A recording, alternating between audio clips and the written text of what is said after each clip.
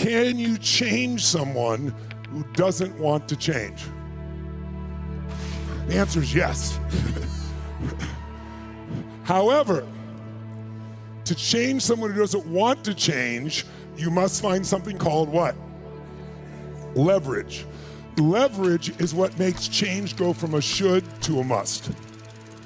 See, write this down if you would. Change is never a matter of ability. It's always a matter of motivation. Or another word for that is drive or reasons. I'll say it again.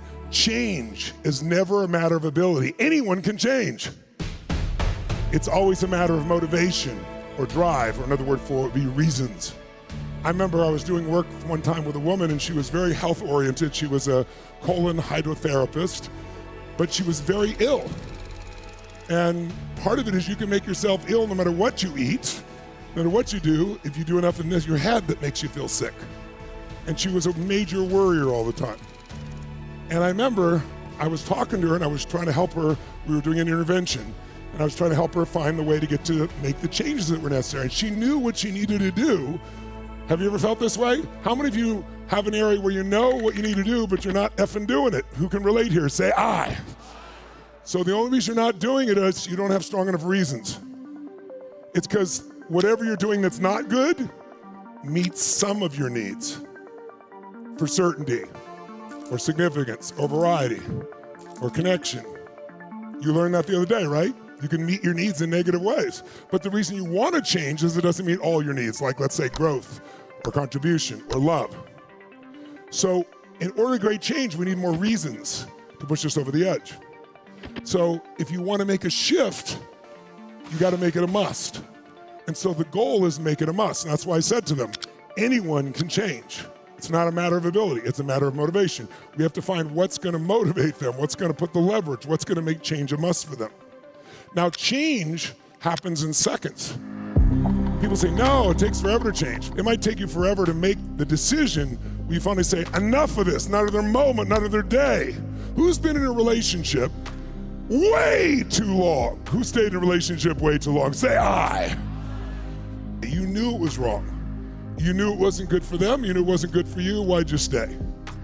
You stayed because it met some of your needs. Well, at least, even though it's not great, it's what you know. It's certainty. Certainty has a certain level of comfort to it, right? It might have been, you imagined it being better. There's so many ways that you can duck change. But it's not a matter of ability. If there's a strong enough reason, you will do it. So one of the ways people avoid change, listen to me now, is wherever they're experiencing pain that would give you leverage to change, they exit that time frame. You ever wonder how someone could go to a doctor, they're told they have lung cancer, they smoke, and the doctor says, if you don't stop smoking, you're gonna die, and they keep smoking. You would think that would be enough leverage for some people. It is. Some people, that still won't do it. Do you know why? Because their brain goes, well, George Burns smoked until he was 102 years old. And they say, because no one knows the future, so you can make it up.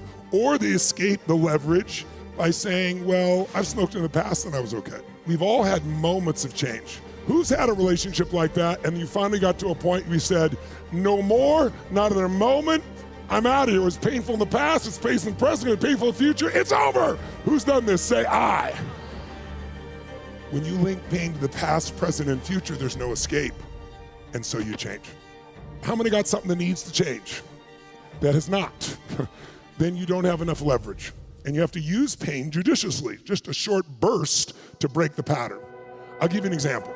How many of you have had a certain food or a certain alcohol or a certain dessert that you loved until one day when you had an experience where what you consumed came out of you in multiple locations.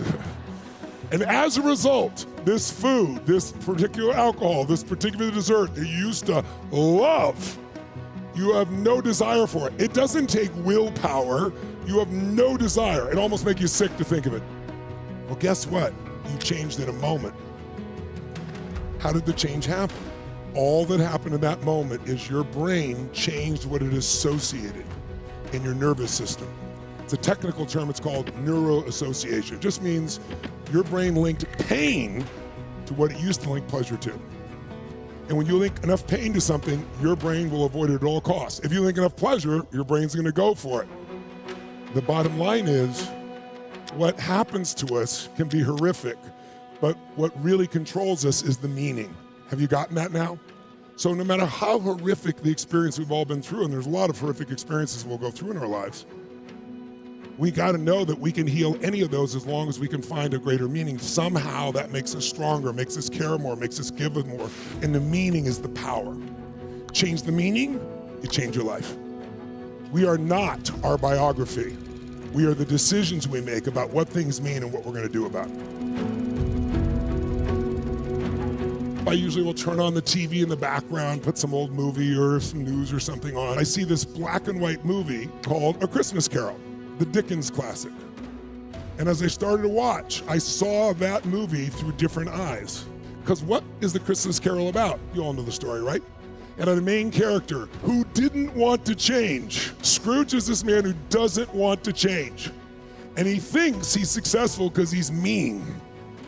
Because he had a partner he loved who died, and then he was angry. He thought he may have cheated him.